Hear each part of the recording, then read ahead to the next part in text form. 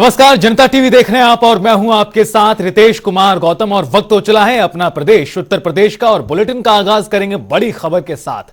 आपको बता दें कि प्रदेश के मुखिया मुख्यमंत्री योगी आदित्यनाथ आज दिल्ली के दौरे पर हैं और खबर है कि दोपहर 3 बजे के आसपास मुख्यमंत्री दिल्ली पहुंचते हुए दिखाई देंगे। आपको बता दें कि सीएम का यह दौरा काफी ज्यादा महत्वपूर्ण है, चूंकि प्रदेश में कैबिनेट में विस्तार को लेकर संभावनाएं बहुत ज्यादा हैं। साथ ही साथ संगठन में नियुक्ति को लेकर चर्चाएं चल रही हैं और इन सब के बीच मुख्यमंत्री योगी आदित्यनाथ का दिल्ली दौरा कई मायनों में बहुत ज्यादा महत्वपूर्ण है। खबर है कि केंद्रीय नेतृत्व के साथ मुख्यमंत्री योगी की मुलाकात होगी और इस दौरान मुख्यमंत्री योगी आदित्यनाथ केंद्रीय आलाकमान के सामने कैबिनेट में फेरबदल को लेकर प्रस्ताव रख सकते हैं। चूंकि विधानसभा चुनावों से पूर्व जिस तरह से 5 राज्यों में चुनाव हुए हैं, उससे पहले ही चर्चाएं तेज थी कैबिनेट में विस्तार को लेकर, लेकिन चुनावों के चलते उस वक्त कैबिनेट विस्तार टाला गया। लेकिन अब चुनाव हो चुके हैं और ऐसे में 2024 के चुनाव नजदीक हैं। तमाम चीजों को साधते हुए आज की यह मीटिंग बहुत ज्यादा महत्वपूर्ण, मुख्यमंत्री का दौरा। और हमारे सहयोगी अनूप कुमार सिंह हमारे साथ लाइव जुड़ गए हैं ज्यादा बातचीत के लिए इस खबर पर। अनूप, काफी महत्वपूर्ण दौरा है मुख्यमंत्री योगी आदित्यनाथ का। हालांकि कहा यह जा रहा है कि केंद्रीय नेतृत्व से मुलाकात होगी, लेकिन जिस तरह से कैबिनेट में चाहे विस्तार की बात हो या फिर संगठन में जिस तरह से एक के बाद एक नई नियुक्तियां हो रही 24 के संदर्भ में, कई मायनों में देखा जाए तो मुख्यमंत्री योगी का यह दिल्ली दौरा काफी ज्यादा महत्वपूर्ण। बिल्कुल रितेश, मुख्यमंत्री योगी आदित्यनाथ आज जब 3 बजे दिल्ली पहुंचेंगे तो वहां पर एक अहम बैठक होगी जिसमें कई उत्तर प्रदेश से जुड़े जो मामले हैं उस पर गहनता से चर्चा होगी। और कई चर्चाओं की बात करें तो सबसे पहले मंत्रिमंडल विस्तार को लेकर लगातार कयास लगाए जा रहे थे, उसको लेकर भी आज इस बैठक में चर्चा हो सकती है। क्योंकि कल शाम को मुख्यमंत्री योगी आदित्यनाथ 5 कालिदास आवास पर हाई लेवल की बैठक बुलाई थी जिसमें दोनों डिप्टी समेत तमाम पदाधिकारी इस बैठक में शामिल हुए थे। उसके बाद उत्तर प्रदेश की राज्यपाल आनंदीबेन पटेल से औपचारिक मुलाकात मुख्यमंत्री ने की थी। आज उनका दौरा केंद्रीय नेतृत्व से वहां पर मुलाकात बैठक का है। निश्चित रूप से उत्तर प्रदेश से जुड़े कई अहम मुद्दों पर चर्चा होगी जिसमें मंत्रिमंडल विस्तार को लेकर सबसे बड़ा कयास लगाया जा रहा है। ये भी माना जा रहा है कि ये 16 दिसंबर से पहले ही मंत्रिमंडल विस्तार हो सकता है, क्योंकि 16 दिसंबर के बाद खरमास शुरू हो जाएगा, 13 जनवरी तक रहेगा। तो अगर 15 तारीख से पहले मंत्रिमंडल विस्तार नहीं हो पाएगा तो मुझे लगता कि जनवरी के बाद, करीब जनवरी में लगभग होगा, 14 जनवरी के बाद। दूसरा एक अहम मुद्दा यह भी है कि 22 जनवरी को राम मंदिर प्राण प्रतिष्ठा का वहां पर उद्घाटन होना है। ऐसे में वहां की हर एक चीज पर केंद्रीय नेतृत्व की उस पर नजर है।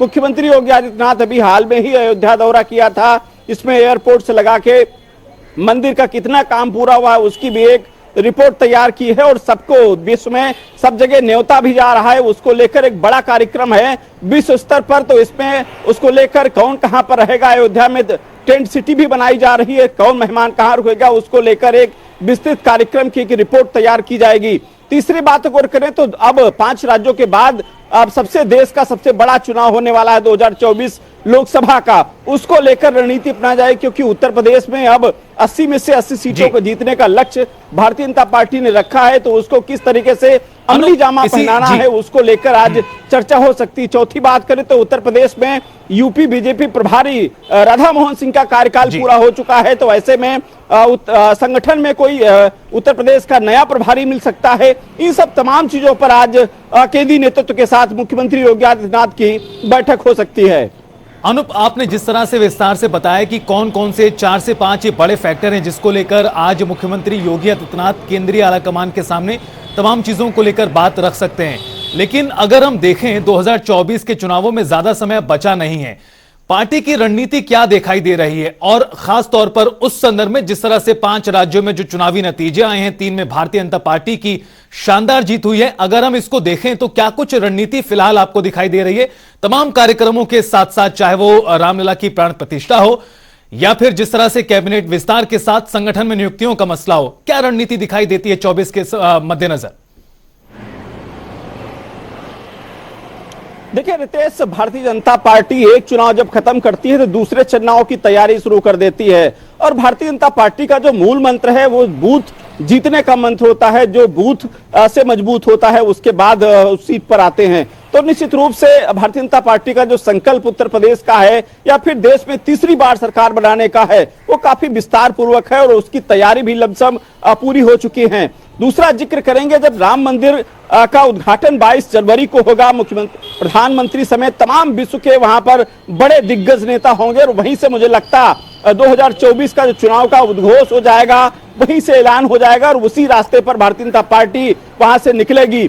दूसरा कारण यह है क्योंकि भारतीय जनता पार्टी लगातार चाहे उनके पर्यवेक्षक की बात करें या फिर विस्तारकों की बात करें कि जो वर्तमान में सांसद हैं उनकी रिपोर्ट कार्ड तैयार की जा रही है कि उनके सीट पर उनके क्या होने वाला, क्या उनकी लोकप्रियता तो कम नहीं हुई है, क्या जनता नाराज तो नहीं है, अगर उनसे नाराज है तो दूसरा विकल्प में कौन होगा, उसको पार्टी में कैसे शामिल कराना है, किसी दूसरी पार्टी को अगर लड़वाना है तो किस तरीके से वहां पर भूमिका होगी। और सबसे बड़ी बात है कि 2019 में जो 14 सीटें भारतीय जनता पार्टी हारी थी उनको कैसे उन पर लक्ष्य भेदने की कोशिश करेंगे कि वो सीटें भारतीय जनता पार्टी के पाले में कैसे आए। तो कुल मिला के विस्तार पूर्वक अब भारतीय जनता पार्टी अपने उत्तर प्रदेश में 80 में से 80 सीटों को जीतने की एक कवायद शुरू कर चुकी है, तैयारी कर चुकी है।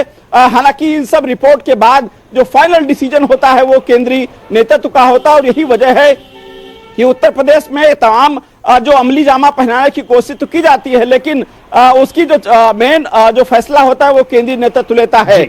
उत्तर प्रदेश में तमाम बैठकों का दौर जारी है, वो चाहे विस्तारकों की बात करें या फिर संगठनात्मक जो बदलाव हुए हैं उसको बात करें, लेकिन इसके बाद भी जो रिपोर्ट जाएगी तो वो केंद्रीय नेतृत्व ही फाइनल करेगा। मुझे लगता है कि 2024 को लेकर भारतीय जनता पार्टी एक बार उसी हौसले के साथ जिस तरीके से 5 राज्यों में चुनाव हुए और भारतीय जनता पार्टी के 3 राज्यों में प्रचंड बहुमत से सरकार बनी, तो कुल मिला के उत्तर प्रदेश में अब उनका लक्ष्य 80 में से 80 सीटों जीतने का है। फिलहाल अब देखने वाली बात नहीं होगी कि क्या 2022-24 के चुनाव में भारतीय जनता पार्टी कितना लक्ष्य पा पाएगी, वो फिलहाल चुनाव परिणाम ही बताएगा। बिल्कुल अनूप, तमाम सवाल हैं, तमाम सवालों का जवाब बहुत जल्द मिलेगा। बहरहाल मुख्यमंत्री योगी दिल्ली के दौरे पर हैं, मुलाकात होती है, क्या बात होती है, क्या कुछ बाहर आता है, देखना बड़ा ही दिलचस्प और महत्वपूर्ण रहेगा।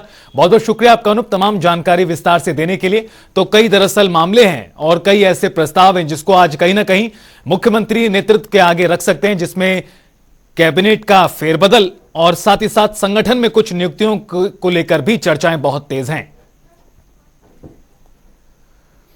तो वहीं फतेहपुर में बुलडोजर की कार्रवाई का मामला सामने आया, जहां कब्रिस्तान की जमीन पर अवैध कब्जा कर मकान बनाकर रह रहे अवैध कब्जादारों के खिलाफ जिला प्रशासन ने मकानों और दुकानों पर एक्शन लिया है।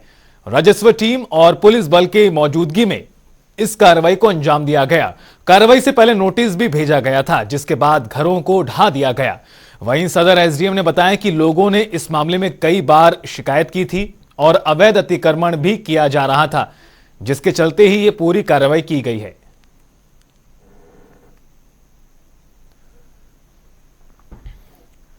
तो वहीं आगरा में नाइट कल्चर को बढ़ावा देने के लिए आगरा विकास प्राधिकरण ने आगरा सेल्फी पॉइंट पर आगरा ताज उत्सव कार्यक्रम शुरू किया है, जिसकी थीम शरद ऋतु के रंग लोक रंग के संग रखी गई है। आपको बता दें कि यह लोक रंग उत्सव 1 जनवरी तक चलेगा, यानी नई साल तक, जिसमें स्थानीय बुनकरों और अलग अलग राज्यों के हस्तशिल्प कर्मियों को बढ़ावा देने के लिए सेल्फी पॉइंट्स पर प्रोडक्ट्स की स्टॉल लगाए गए हैं, जिसे लोग खरीद भी सकते हैं। कार्यक्रम का मकसद पर्यटकों में रुचि बढ़ाना और शहर की इकोनॉमी को भी बढ़ावा देना है। साथ ही लोकल फॉर वोकल को भी उत्सव के जरिए प्रमोट किया जा रहा है।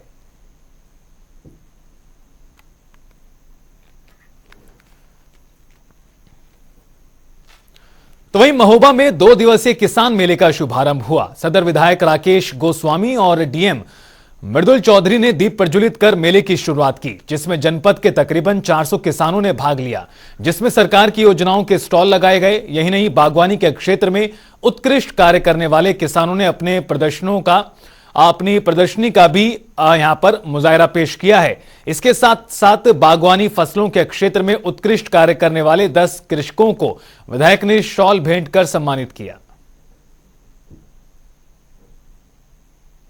बाबा साहब के उस पर कार्यक्रम था तो सम्मानित के लिए हमको फोन आया था कि आपने पिछले साल जो प्याज की खेती की थी उसके ऊपर कौन से सम्मानित किया। जब साधन सुविधाएं अगर अच्छी बनाएंगे और पानी की व्यवस्थाएं होंगी तो खेती करने के लिए कुछ नहीं है। अच्छा से अगर उसमें खाद पानी और समय से काम किया जाए, मेहनत किया जाए तो अच्छा रिजल्ट अच्छा निकलता है। जो हमने किया है प्याज में वो हम बता रहे हैं। 1 एकड़ में प्याज लगाई थी जो 1 लाख प्लस।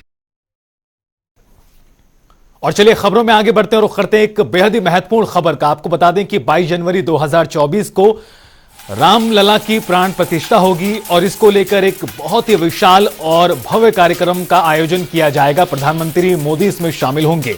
इतना ही नहीं, 25,000 मेहमानों के रुकने की व्यवस्था यहां की गई है और जो मेहमान इस कार्यक्रम में शामिल होंगे उनके जो नाम है दरअसल वो अब आने शुरू हो गए हैं। सचिन तेंदुलकर, विराट कोहली होंगे मेहमान। 25,000 मेहमानों के रुकने की व्यवस्था है। देश भर से लोगों को इनवाइट किया जा रहा है, आमंत्रित किया जा रहा है, जिसमें अमिताभ बच्चन, मुकेश अंबानी, गौतम अडानी सरीखे सैकड़ों की संख्या में मेहमान कार्यक्रम में हिस्सा बनेंगे। इस मौके पर 50 वैज्ञानिकों को भी आमंत्रित किया जाएगा। संघ प्रमुख मोहन भागवत, बाबा रामदेव समेत तमाम बड़े बड़े हस्तियों को दरअसल प्राण प्रतिष्ठा कार्यक्रम के लिए आमंत्रित किया जा रहा है। 22 जनवरी को प्राण प्रतिष्ठा होगी और उससे पहले जो तैयारियां हैं पूरे जोरों शोरों से की जा रही हैं। मंदिर का निर्माण बहुत तेज गति से हो रहा है।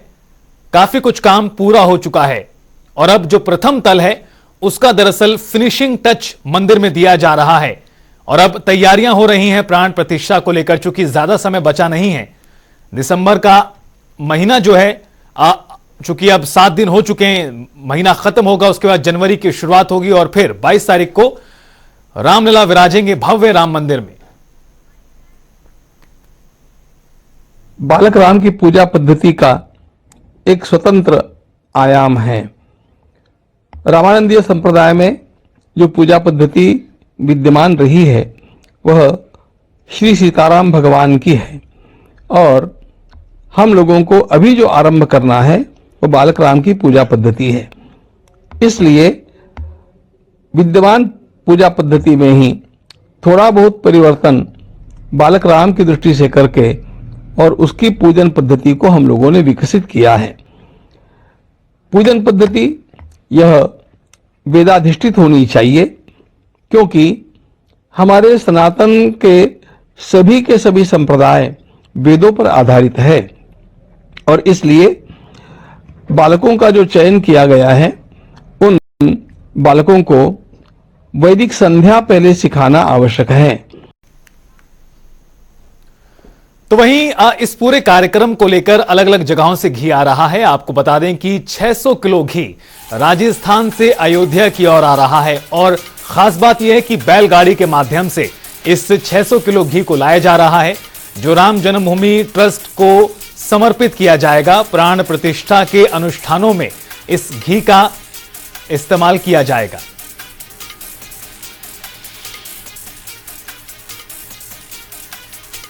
बाईस जनवरी को अयोध्या में भव्य राम मंदिर के अंदर भगवान राम के बालक रूप दरअसल विराजेंगे और ये तस्वीरें आपको दिखा रहे हैं, बेहद शानदार और भव्य तस्वीरें। किस प्रकार से जो राजस्थान से घी है बैलगाड़ी के माध्यम से अयोध्या पहुंचाया जा रहा है। कई बैलगाड़ी हैं जिनके माध्यम से इस 600 किलो घी को दरअसल पूरे कार्यक्रम में अनुष्ठानों में उपयोग लाने के लिए राजस्थान से अयोध्या भेजा गया है।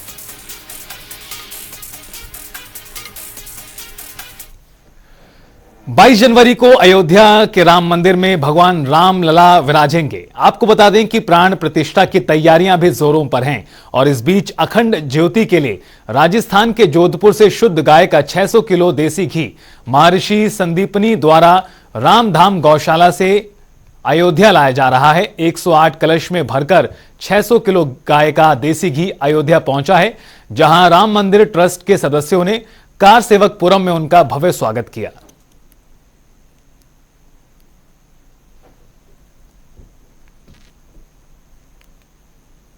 जय श्री राम।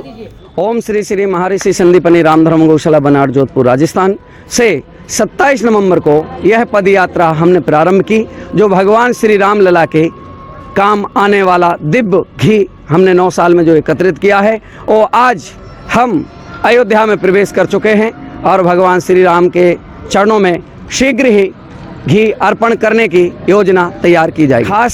खास में खास, विशेष में विशेष भगवान श्री राम की कृपा जो हनुमान जी महाराज के ऊपर बरसी, और उनकी कृपा से काली कपिला गौ माता दूध देती हैं और 6 वर्षों से देती आई, और उनके घी से ही भगवान श्री राम लला की पहली आरती होगी। जय श्री राम। इन कलशों के अंदर 108 कलश हैं, रथों के अंदर 108 कलश हैं, जिसमें 600 किलो घी है, और भगवान श्री राम के कार्य में यह घृत 9 साल से एकत्रित हो रहा है। जब आप लोगों सपने में नहीं सोच सकते थे कि भगवान श्री राम का मंदिर कब बनेगा, तब हमारे वीर बजरंगबली ने, पवन सुत हनुमान जी ने महाराज ने सूचना दी थी कि राम मंदिर शीघ्र ही बनेगा, जिसके यज्ञ के लिए आपको घी एकत्रित करना है। और उनके आदेश का पालन हमने किया, और उन्होंने ही कटनी में जाने वाली गौ माता की रक्षा की, और 60 गायों से गौशाला खुलवाई 2014 में, और आज गौशाला के अंदर 350 गाय हैं, और उनकी ही कृपा से। और मैं तो यही कहूँगा सभी सनातनियों को, सभी देशवासियों को, कि गौ माता की सेवा, गौ माता की रक्षा और उनकी कृपा से हमारे भाग्य में आज राम मंदिर के कार्य में घृत लिखा गया है कि राजस्थान की पावन भूमि से भगवान श्री राम के कार्य में घी एकत्रित हुआ है और काम आ रहा है। ना गौशाला खुलती, ना गौ माता की रक्षा होती, और ना मैं कह सकता था कि आज मैं अयोध्या की पावन भूमि पर पहुंच पाता। और चलिए अब एक नजर 4 मिनट में 18 मंडल पर। फर्रुखाबाद में करनी सेना का प्रदर्शन, राष्ट्रीय अध्यक्ष के हत्या के आरोपी के एनकाउंटर करने की मांग। सिद्धार्थनगर में कंपोजिट जूनियर हाई स्कूल में एमडीएम न बनने हो रही भारी परेशानी, मामले का शिक्षा अधिकारी ने लिया संज्ञान। सहारनपुर में नागरिक सुरक्षा स्थापना दिवस मनाया गया, एसपी सिटी और मजिस्ट्रेट ने किया ध्वजारोहण। महोबा में ड्यूटी के दौरान सिपाही ने की आत्महत्या, पुलिस महकमे में हड़कंप, परिजनों में कोहराम। आगरा में पर्यटक ने ताजमहल के अंदर किया योगा, वीडियो वायरल, एएसआई ने दिए जांच के आदेश। झांसी में नहर में मिला युवक का शव, इलाके में सनसनी, मामले की तफ्तीश कर रही है पुलिस। कानपुर में टेम्पो को ओवरटेक करने के चक्कर में छात्र हादसे का शिकार, परिजनों में कोहराम, सीसीटीवी में कैद हुई पूरी घटना। रायबरेली में अज्ञात वाहन ने बाइक सवार युवक को मारी टक्कर, हादसे में चालक की मौत। कानपुर में चोरों के हौसले बुलंद, रेस्टोरेंट पर बोला धावा, लैपटॉप और कीमती सामान पर हादसा। फतेहपुर में अंग्रेजी शराब से भरा ट्रक पुलिस ने पकड़ा, कब्जे से 550 पेटी अवैध शराब बरामद। चंदौली में डीजे पर मनपसंद गाना न बजने पर फौजी ने किया फायर, इलाके में भगदड़, आरोपी को गिरफ्तार किया गया। बागपत में तेज रफ्तार ट्रक ने ट्रैक्टर ट्रॉली को मारी टक्कर, हादसे में 2 मजदूर घायल। मुजफ्फरनगर में पुलिस की बदमाशों के साथ मुठभेड़, 3 अपराधी को लगी गोली, कब्जे से कारतूस और तमंचा बरामद। बाराबंकी में तांत्रिक के भेष में बदमाशों ने युवती के साथ दुष्कर्म का प्रयास किया, शोर मचाने पर ग्रामीणों ने आरोपियों को धर दबोचा, पुलिस ने दोनों पर दर्ज किया मुकदमा। रामपुर में दहेज लोभियों ने ली विवाहिता की जान, बाइक मांग पूरी न होने पर की हत्या, पुलिस ने शव को पोस्टमार्टम के लिए भेजा। ग्रेटर नोएडा में जिला न्यायालय से केस की फाइल चोरी, न्यायालय के पेशकर ने दर्ज कराई एफआईआर, 2 लोगों पर आरोप। हापुड़ में तेज रफ्तार पिकअप और बाइक की टक्कर, मौके पर 3 की दर्दनाक मौत, शादी समारोह से घर लौटते समय हादसा। सहारनपुर में पुलिस की बड़ी कार्रवाई, सड़क पर महिलाओं के साथ छेड़खानी करने वाले बदमाशों को गिरफ्तार किया। मुजफ्फरनगर में पीजी कॉलेज में छात्राओं की तालाबंदी, परीक्षा फॉर्म की फीस अधिक होने के विरोध में प्रदर्शन। ललितपुर में आपराधिक गतिविधियों में शामिल युवाओं के गैंग अवैध असलाहों से फायरिंग करते हुए वीडियो हो रहा वायरल, पुलिस पर भी उठ रहे हैं सवाल।